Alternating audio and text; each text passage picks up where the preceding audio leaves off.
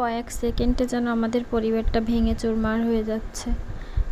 এত বিপদ চারিদিকে, এত কষ্ট, প্রত্যেকটা মানুষের চোখের পানি। উপরআল্লাহ যেন প্রত্যেকটা মানুষের চোখের পানির দাম দেয়। আসসালামু আলাইকুম।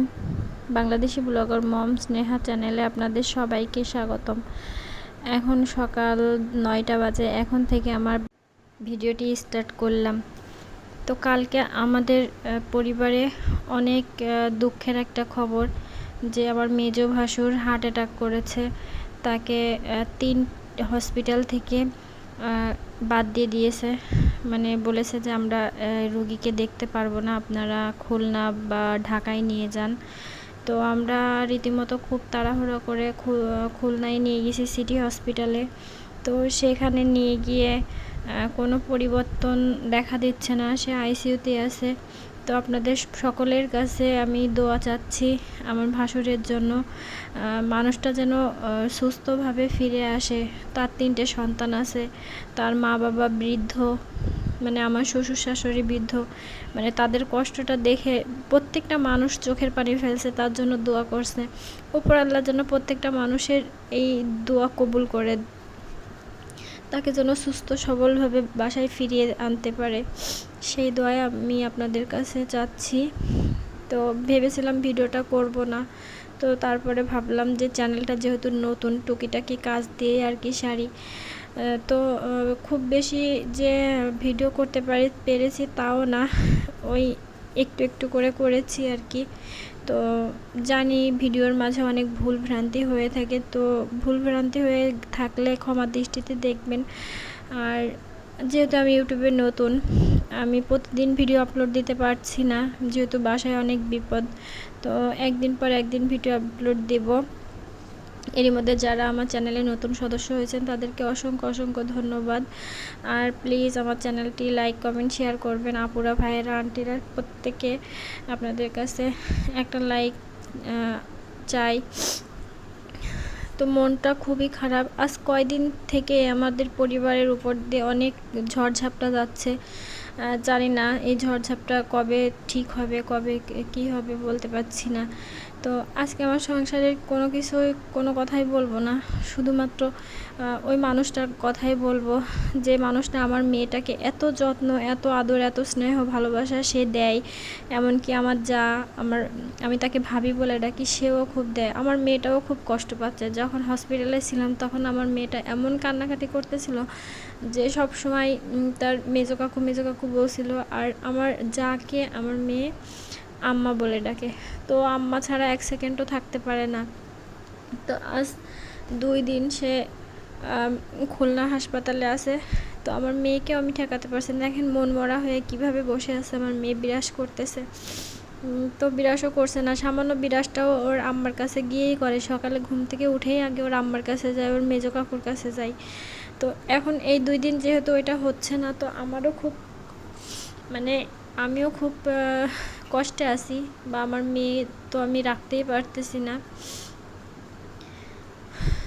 তো এই সকালে কিছু কিছু কাজ করেছিলাম, এর ভিতরে কিছু কিছু ভিডিও আছে আমি অন্য সময় করে রেখেছিলাম, সেগুলো এডিট করেছি। তো এগুলাই এখন ভিডিওর সঙ্গে যোগ করেছি।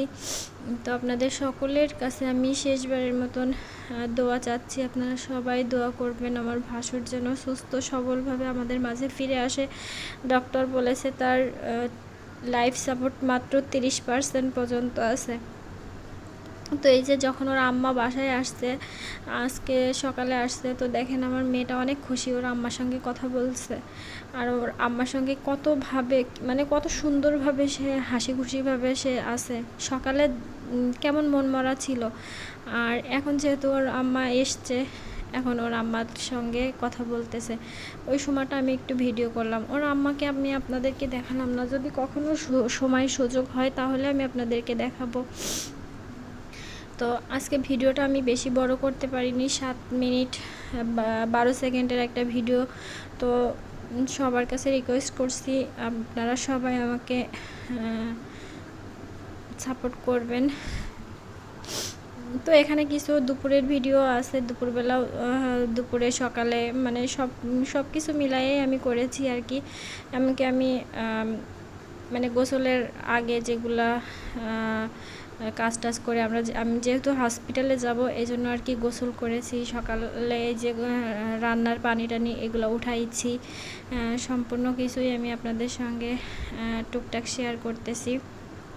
আপনারা যদি আমার পাশে থাকেন তাহলে আমার লাইফ বা আমার পরিবারের প্রত্যেকের গল্প আমি আপনাদের সঙ্গে শেয়ার করব।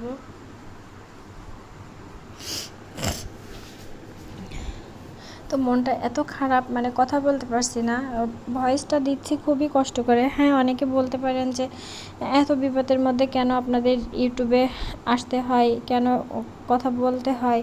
তো অবসর জীবনে আমি কখনো কোনো কিছু পাইনি বা কখনো চাওয়ার কোনো মানে ইচ্ছে বা পাওয়া সেরকম কোনো কিছু চাইনি। কিন্তু আমার খুব অনেক আপুদের দেখে মনে হয়েছিল যে ইউটিউবে এসে মনের কথাগুলো বলা যায়, এই জন্য। কিন্তু আমি যতটুকু দরকার ঠিক ততটুকুই বলবো, তার বেশি না, যাতে আমার পরিবারের ছোট না হোক এমন কোনো কথা আমি বলবো না। তো দুপুরবেলা আর কি এখন তো হসপিটালে যেতে হবে, যার কারণে এই যে আমি গোসল করে আসছি। আর এই যে বাবু কাঁথা টাথাগুলো খুব মানে নিচে পেতেছিল, খুব ধুলা টুলা পড়েছিল, ওই জন্য আমি কাঁথাগুলো ধুয়ে দিলাম। তো যেহেতু আমার ভাসুরকে খুলনায় রয়েছে আর কি, তো এখন ডক্টর আবার বলতেছে যে তার ওখানে 2 সপ্তাহ রাখতে হবে। কিন্তু আর্থিক সমস্যা খুবই খারাপ, যার কারণে অলরেডি অনেক টাকা খরচ হয়ে গেছে। তো এখন দেখা যাক সবাই কি বলে। এই যে দেখেন ওর আম্মার সঙ্গে এখনও পর্যন্ত খেলা করছে, গল্প করছে। অবশ্য ওর আম্মার খুব কষ্ট হচ্ছে, কিন্তু তারপরেও মেয়ের সঙ্গে একটু হাসি খুশি আছে। জানি যে ওর আম্মা কান্না করলে ও কান্না করবে। আমরা কেউ অবশ্য ওর সামনে কান্নাকাটি করতেছি না। তো সবাই ভালো থাকবেন, আল্লাহ হাফেজ।